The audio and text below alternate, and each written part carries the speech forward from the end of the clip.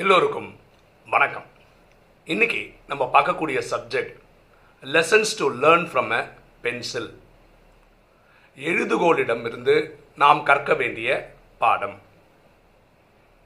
ஒரு pencil manufacturing factory. உங்களுக்கு தெரியும், ஒரு பென்சில் ஒரு பேக்கெட்டாக வருதுன்னா ஒரு 10 பென்சில் வச்ச மாதிரி ஒரு பேக்கெட் வரும், கரெக்டாக?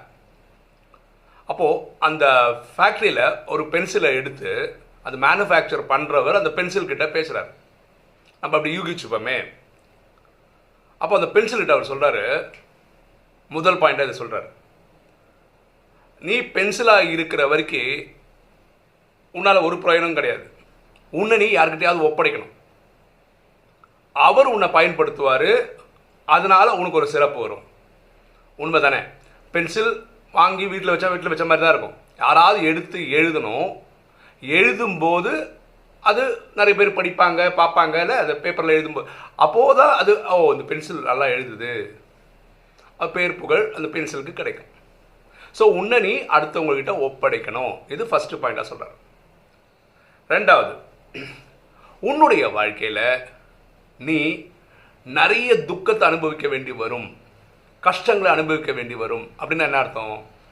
பென்சில் யூஸ் பண்ணுறவங்க என்ன பண்ணுவாங்க? பென்சிலை ஷார்ப் பண்ணுவாங்க இல்லையா? பென்சில் ஷார்ப் பண்ணால் தான் அவுட்புட் நல்லா வரும்.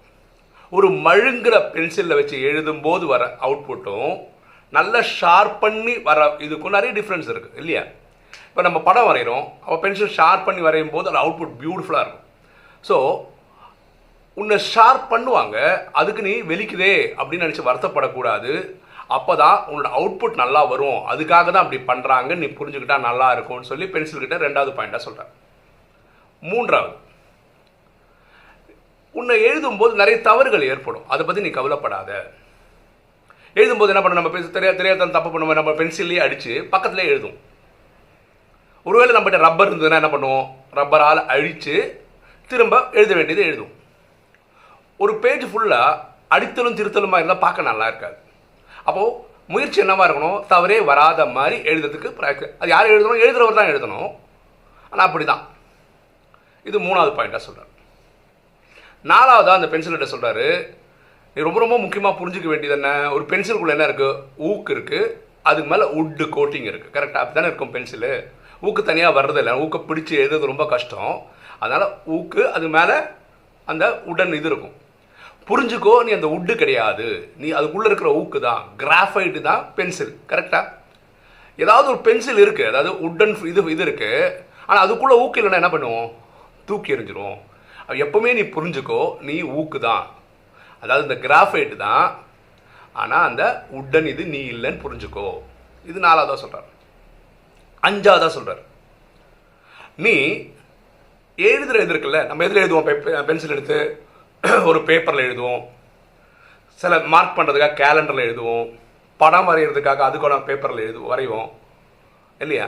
சில பேர் செவரில் எழுதுவாங்க, டேபிளில் எழுதுவாங்க. எங்கெல்லாம் எழுதுகிறாங்க அங்கெல்லாம் நீ உன் தடம் பதிக்கணும், இதை நீ ஞாபகம் வச்சுக்கோ அப்படின்னு சொல்லி அந்த பென்சிலை பேக் பண்ணி மார்க்கெட்டுக்கு அனுப்புகிறார்.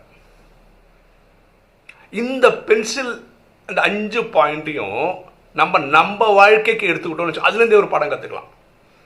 என்னன்னு பார்ப்போமா? முதல் பாயிண்ட் என்ன சொன்னோம்? பென்சில் பயன்படுத்துகிறவர்கிட்ட போகும்போது தான் அதோடைய அருமை பெருமைன்னு தெரியுது. அப்படின்னா என்ன?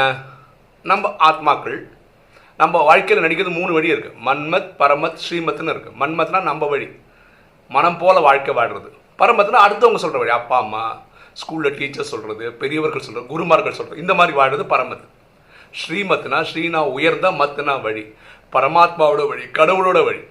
ஸோ உங்கள் வாழ்க்கை ஆஹா ஓஹோன்னு வரணும் அப்படின்னா உங்கள் வாழ்க்கையை இறைவனுடைய வழியில் கொடுக்கறதுக்கு நீங்கள் உங்களை சம்மதிக்கணும். பென்சில் படம் வரைகிற ஒரு ஓவியர்கிட்ட கிடைக்கும் போது தான் அந்த பென்சிலுக்கே மரியாதை வருது, அந்த ஓவியம் பார்க்கும்போது. அப்போ உங்கள் வாழ்க்கை சிறப்படையணும்னா நீங்கள் உங்கள் வாழ்க்கையை பரமாத்மாவோட கண்ட்ரோலில் விடணும். அவர் சொல்கிற வழிப்படி நடத்தினீங்கன்னா உங்கள் வாழ்க்கை நல்லா இருக்கும். பென்சிலில் ரெண்டாவது விஷயம் என்ன பார்த்தோம்? அந்த ஷார்ப் பண்ணணும் இல்லையா? ஷார்ப் பண்ணும்போது தான் என்ன ஆகும்னா அவுட்புட் நல்லா வரும் படம் வரையும் போது இல்லையா? மழுங்கின பென்சிலை விட அவுட்புட்டு சீவின பென்சிலில் நல்லா இருக்கும். அதே மாதிரி நம்ம வாழ்க்கையிலையும் நிறைய தடங்கல்கள், நிறைய பிரச்சனைகள், சோதனைகள் எல்லாம் வரும். இதெல்லாம் கண்டு நீங்கள் துவண்டு போயிடக்கூடாது. என்ன புரிஞ்சுக்கணும்னா, நம்மளை உயர்த்தி நிறுத்துறதுக்காக இந்த விஷயங்கள் வருது. வாழ்க்கையில் எக்ஸ்பீரியன்ஸ் தான் நம்மளை மேல் கொண்டு போகுது. ஸோ தடங்கள் நம்ம வாழ்க்கையை முடிக்கிறதுக்கு வரல, நம்மளை அடுத்த லெவலுக்கு கொண்டு போகிறதுக்கு நம்மளை தயார் செய்ய வந்திருக்குன்னு புரிஞ்சுக்கிட்டா நல்லது. மூணாவது, வாழ்க்கையில் அந்த பென்சில் என்ன சொன்னோம், தவறுகள் நடக்கும். அப்போ தவறுகள் நடக்கும்போது நம்ம என்ன பென்சில் அடித்து எழுதிடுறோம், இல்லாட்டி ரப்பர் வச்சு அடிச்சு. அதே மாதிரி நம்ம வாழ்க்கையிலையும் தவறுகள் ஏற்படும். தவறுகள் ஏற்பட்டுருக்கு. 63 ஜென்மமாக பக்தி பண்ண காலகட்டத்தில் ஏற்பட்டிருக்கு. அது மாயையினால் வந்தது. காமம், கோபம், அகங்காரம், பற்று, பேராசையினால் வந்தது. அங்கே ரப்பரில் அழிக்கிற மாதிரி இப்போ ராஜயோகம் கற்றுக்கிறவங்களுக்கு மன்மனாபவன்ற ரப்பர் கிடச்சிருக்கு. மன்மனாபவன்னா தன்னை ஆத்மானு புரிந்து தந்தையாக சிவனை நினைவு செய்யும் போது நம்ம பாவங்களை அழிக்கலாம். அப்போ பாவம் அழிக்கும் போது பாருங்களேன், ஒரு A4 ஷீட்டில் அடிக்கடி அடித்தல் திருத்தலோடு இருந்து அதை பார்க்குற அவுட்புட் நல்லாவே இருக்காது. அதுக்கு நம்ம என்ன பண்ணணும், அதிகமாக தப்பு வரக்கூடாது. ஒரு வாட்டி தப்பு வருது, நினைவு பண்ணோம், அழிச்சிட்டோம்னா திருப்பி அதே தப்பு வராமல் இருந்தால் நம்ம வாழ்க்கை ஆகாவோன்னு இருக்கும். 4வது பென்சிலுக்கு என்ன சொன்னோம், அந்த பென்சில், அந்த ஊக்கு தான் அந்த பென்சில், அந்த மரம் கிடையாது. அதே மாதிரி கண்ணால் பார்க்குற இந்த உடல் சரீரம் நம்ம கிடையாது. அதுக்குள்ளே இருக்கிற ஆத்மா தான் நம்பன்ற புரிதல் இருக்கணும்.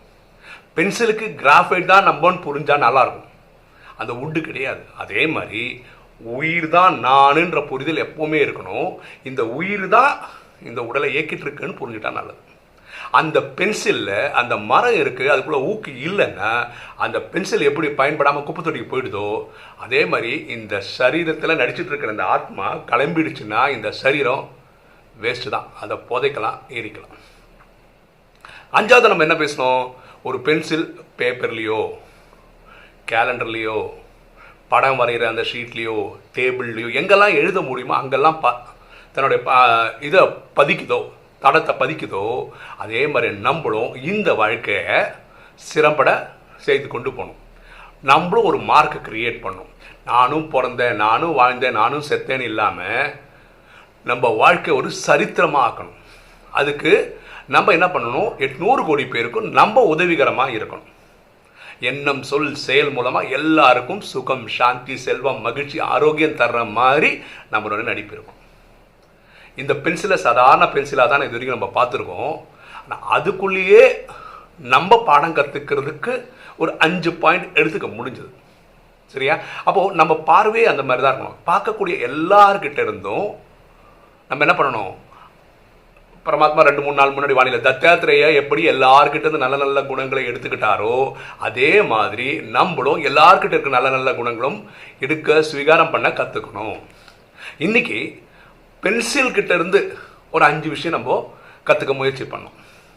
ஓகே, இன்னைக்கு வீடியோ உங்களுக்கு பிடிச்சிருக்குன்னு நினைக்கிறேன். பிடிச்சிருக்க லைக் பண்ணுங்கள், சப்ஸ்கிரைப் பண்ணுங்கள், ஃப்ரெண்ட்ஸுக்கு சொல்லுங்கள், ஷேர் பண்ணுங்கள், கமெண்ட்ஸ் போடுங்க. தேங்க்யூ.